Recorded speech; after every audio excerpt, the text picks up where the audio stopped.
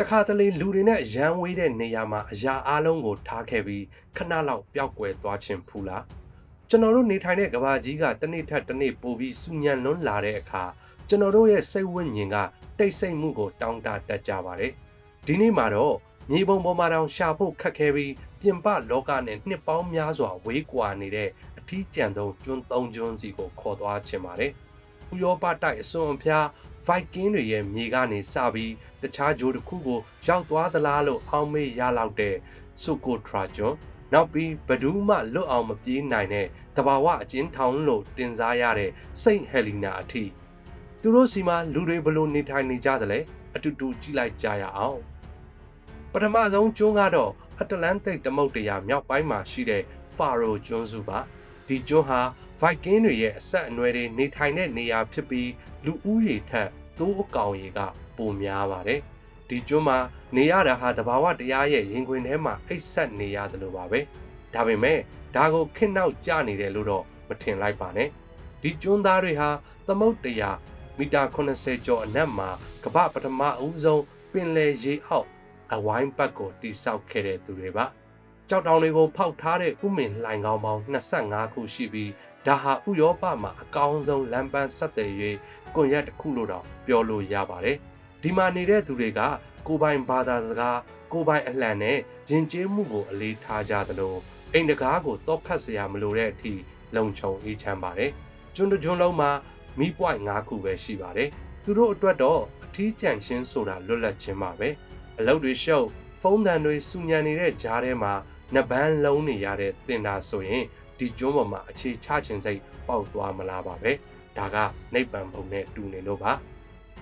ဒုတိယကျွန်းကတော့ကဘာပေါ်မှာရှိပေမဲ့တခြားဂျိုတစ်ခုကိုရောက်သွားသလိုခံစားရစေမဲ့ဆိုကိုထရာကျွန်းပါယီမင်နိုင်ငံပိုင်ဖြစ်တဲ့ဒီကျွန်းဟာလွန်ခဲ့တဲ့နှစ်ပေါင်း6တန်းကျော်ကလေးကကဘာတိုက်ကြီးတွေနဲ့ခွဲထွက်သွားတာမို့ဒီကအပင်39ရာခိုင်နှုန်းဟာကမ္ဘာတခြားဘယ်နေရာမှာမှမရှိတဲ့အပင်မျိုးတွေဖြစ်ပါတယ်အထင်ရှားဆုံးကတော့ထီးပုံတံရှိတဲ့နဂါးသွေးပင် Dragon Black Tree တွေပါအပင်ကနေထွက်လာတဲ့အဆေးတွေဟာသွေးလိုနီရဲပြီးရှေးရခင်ကလေးကဆေးဝါးအဖြစ်သုံးခဲ့ကြတာပါဒီကျွန်းမှာရှိတဲ့ဂူတွေထဲမှာမိသားစုလိုက်နေထိုင်ဆဲလူတွေရှိသလိုရှေးဟောင်းဘာသာစကားတစ်ခုကိုလည်းဆက်လက်ပြောဆိုနေကြပါတယ်အခုနောက်ပိုင်းအင်တာနက် Starlink တွေရနေပြီဆိုပေမဲ့ဒီကျွန်းရဲ့အလှတရားဟာလူတွေရဲ့ဖြည့်ဆည်းမှုနဲ့ဝေးကွာနေသေးပါကျွန်တော်တို့ဂူထဲမှာနေတဲ့အဖိုးအိုတယောက်ကိုမေးကြည့်တဲ့အခါမှာသူကပြုံးပြီးပြောပြပါတယ်ဒီဂူဟာငါဘိုးဘွားတွေလက်ထက်ကလေးကငါတို့ရဲ့အိမ်ပဲတဲ့သူတို့မှာတိုက်တာအဆောက်အဦတွေမရှိပေမဲ့သူတို့ရဲ့မျက်လုံးထဲမှာတော့ရဲရင်မှုတွေကိုထင်သာမြင်နေရပါတယ်ဆိုကိုထရာကျွန်းဟာကျွန်တော်တို့ကိုသင်ခန်းစာတစ်ခုပေးပါတယ်အဲ့ဒါကတော့ပျော်ရွှင်ဖို့အတွက်ပိုင်ဆိုင်မှုတွေအများကြီးမလိုဘူးဆိုတာပါပဲ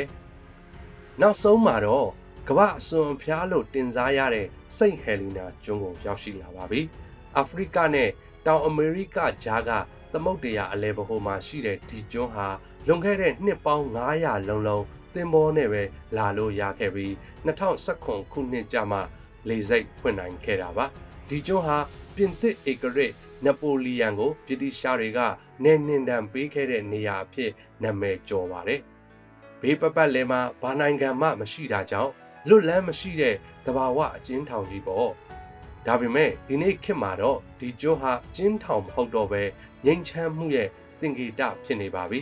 လူဦးရေ9000ကျော်ပဲနေထိုင်ပြီးလူတိုင်းတယောက်နဲ့တယောက်သိကြပါတယ်သူတို့စီမှာကမ္ဘာဈေးအကြီးဆုံးကော်ဖီဈေးတွေထွက်ရှိသလိုကိုပိုင်ငွေကြေးလည်းရှိပါတယ်ဒီကျွန်းမှာနေရတာဟာကဘာကြီးရဲ့ bus club ကိုနှိပ်ထားတယ်လို့ပါပဲအပြေးပြိုင်နေရတဲ့လူလောကကြီးထဲမှာမောဟိုက်နေပြီဆိုရင်စိန့်ဟယ်လီနာရဲ့အေးချမ်းတဲ့လင်ညင်းကတင့်ကိုကုသပေးပါလိမ့်မယ်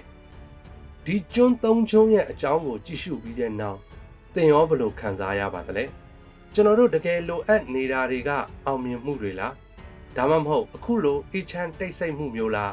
သင်သာဆိုရင်ဒီကျွန်းတွေထဲမှာဘယ်နေရာမှာသွားပြီးအနားယူချင်တယ်လဲဆိုတာ comment မှာပြောပြပေးခဲ့ပါဦး